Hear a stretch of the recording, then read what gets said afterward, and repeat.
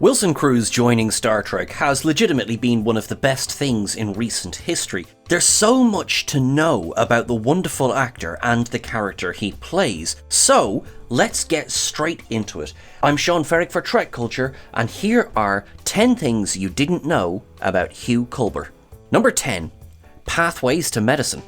When we met Dr. Hugh Culber for the first time in the second most lengthily titled episode in Star Trek history, The Butcher's Knife Cares Not for the Lamb's Cry, he was fixing his husband's broken face. Counterposing Stamets' somewhat more prickly nature, Culber's sense of humour and boundless compassion were immediately apparent. By the time it came to the pajama toothbrush scene in Choose Your Pain, fans were hooked on the character. Clearly a skilled physician, Culber had a rather distinctive reason for getting into medicine. At just 16 years old, he was hiking the cliffs of Cabo Rojo in Puerto Rico alone when the path beneath him gave way, causing him to fall 15 meters. He would have died from a shoulder wound had it not been for the intervention of one Dr. Kashkuli, who risked her life to save his. This heroic act inspired the young Culber to go to medical school and to keep the sexy scar as a reminder. In an interview for Trek Movie, Culber actor Wilson Cruz spoke about the equally perilous road the wartime doctor would have to walk during Discovery's first season. He pointed to previous Trek doctors, McCoy and Crusher in particular, as providing a path to find the heart for his character. Number 9. Bury your gaze, unbury your gaze. Star Trek doesn't have the best history when it comes to LGBTQIA+ representation, preferring until recently to overly rely on allegory or the mirror universe for the inclusion of vaguely queer themes.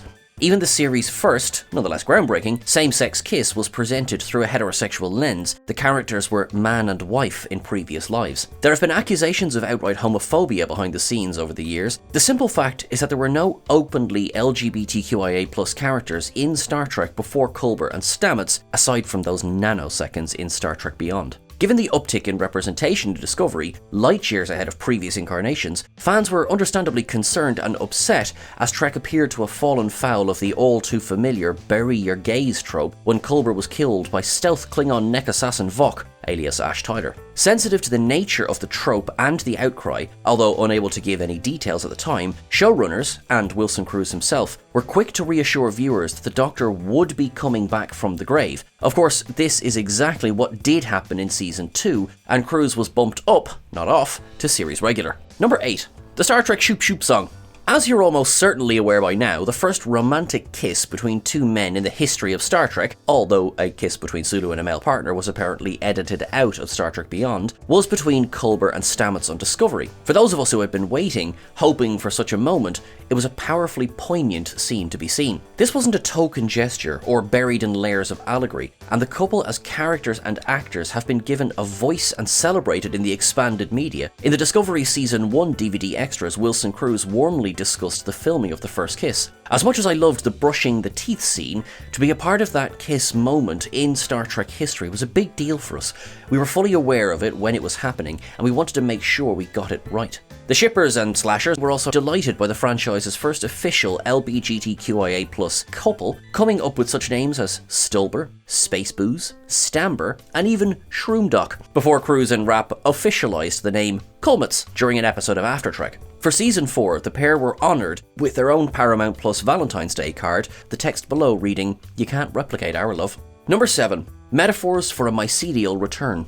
Distraught fans didn't have long to wait to see Dr. Culber again after the unpleasantness. He appeared to Stamets only 2 episodes later, although at that point it was suggested he really was dead. Culber's proper return to the land of the living from the miasmas of the mycelial network didn't happen until the Season 2 episode Saints of Imperfection. Interestingly enough, this episode, which reunited Star Trek's first openly gay couple, was the last as executive producer for Trek's first openly gay showrunner, Aaron Harberts. In preparation for Culber's comeback, Wilson Cruz has said that he did extensive research into PTSD, but equally took inspiration from a pivotal moment in the HIV/AIDS crisis. Before the arrival of a new class of antiretroviral medication, an HIV-positive diagnosis meant, for many, living life in the shadow of what was considered a death sentence. As a metaphor for Culber's journey, Cruz began to consider what it must have been like to be suddenly given a new chance at life by these drugs, to have hope returned. For the survivors, Cruz knew, it had led to a reappraisal of their lives before, and this was then reflected in Culber's emotional reconciliations in Season 2. In an interview for The Advocate, the actor stated he hoped Season 2 could provide an example of resilience for LGBTQ people who have survived violence and trauma. Number 6. Casillian Opera, or How I Met Your Father. One of the more unusual facts about Hugh Culber that might have passed you by is how he met his husband. The good doctor was sat minding his own business, humming a bit of Casillian Opera at a cafe on Alpha Centauri, when a not-so-fungi expert told him to stifle it or sit somewhere else. Proving he had the patience of 1,000 Deanna Troys, Culber sat next to Stamets and said. The dancing scene in which Stamets recounts this story in Magic to Make the Sanest Man Go Mad also marked the introduction of the Casillians as a species to Star Trek. Little is known about them, aside from their operatic oddities. Their prima donnas apparently trained their whole life for one performance, then daggered themselves in the heart after the last high E. That would certainly have made one of the Doctor's recitals a lot more interesting. Culber's love of alien arias proved equally important in life as it did in death. In Vaulting Ambition, Stamets encounters a version of his husband in their mycelial network quarters, and it is Casillian Opera that Stamets plays to ward off his mirror counterpart. In a moving scene from the following episode, a vision of Culber instructs Stamets to follow the music, allowing him to guide the Discovery back to the Prime Universe. Number 5. The happiest space dads in all the galaxy. One of the most interesting points about Hugh Culber is that, as a character, he neatly represents the normality, almost the banality of gay life, at least to the extent that a fictional spacefaring time-travelling doctor who returns from the dead can. See? The gays are just like everybody else. There is irony, then, to the title of this entry, an homage to another Wilson Cruz role, in that, just like any couple, it's not all been plain sailing, warping, spore jumping, for Hugh and Paul, both having been dubbed space dads by fans, but the road to happy families was fraught with pitfalls. When Culber got home from the mycelial realm, he had a brand new, pristine body, no physical scars, but had been emotionally uprooted by the incident. Culber began to question his romantic relationship and was planning to leave Discovery to join the Enterprise, but after Stamets was gravely injured in the battle with Control, Culber realised that home was with his husband. The Doctor then had to face the emotional consequences when Discovery hightailed it into the future, with very little opportunity for respite, as it was one calamity after another. In all of this, however, his family grew to include 2 new members, Gray and Adira Tal, blazing their own trail for LGBTQIA+ representation in Star Trek. Number 4. Physician, heal thyself. In the 32nd century, Culber took on the additional role of counsellor alongside his duties as doctor aboard a ship that was in dire need of it. Time travel to a place where everyone you knew and loved died centuries ago will give you more than a headache. Culber's calm and collected demeanour and boundless compassion made him a natural fit for a job that was created by Gene Roddenberry and for the next generation to show the importance of mental health in the 24th century. Wilson Cruz is also a TNG fan, having watched it at the time as a next-gen kid. In an interview with Den of Geek, the actor admitted that whilst he has always been a huge fan of Deanna Troi and of Marina Sirtis herself, he considers Beverly Crusher to be his North Star, but tried to merge parts of both characters into a new paradigm for Culber as ship's counsellor. Cruz is also a champion for mental health and open about the fact that he sees a therapist. In Season 4 of Discovery, back-to-back therapy sessions and the DMA crisis began to take an emotional toll on Culber. But who counsels the counsellor? Hugh sought help from the ever-honest Dr. Kovich and admitted that he was struggling. Kovich's point about the benefits of a break was certainly a valid one, especially when, in a later episode, Culber started to take out his frustrations on cleaning products and a .23. Number 3. That's a wrap.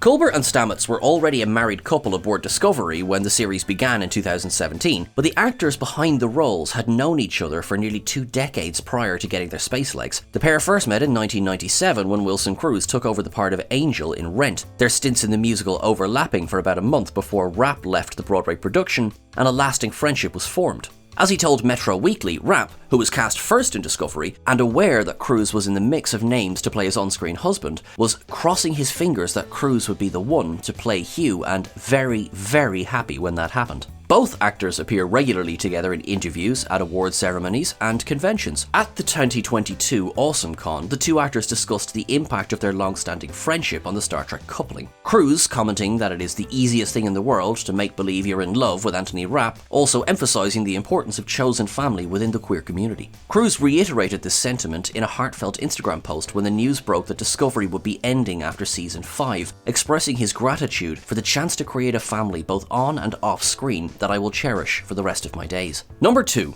The Vasquez Rock.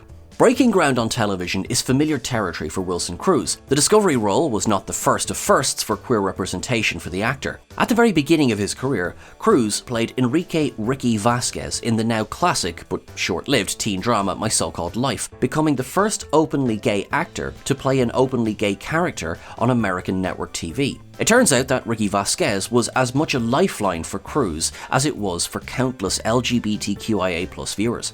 In circumstances that are sadly familiar to many in the LGBTQIA+ community, real life unfortunately imitated art for Cruz at the time. He had been kicked out of his home by his dad and forced to live in his car after coming out as gay, not long before his character on My So-Called Life went through a similar experience. However, as Cruz tells it in his interview with Build, the filming process was cathartic, and after the episode in which Ricky is kicked out of his home had aired, he and his father were able to begin speaking again. So important is the pioneering character for Cruz that he noted, "I am on Star Trek Discovery, and I might do many things after, but I will always be Ricky Vasquez."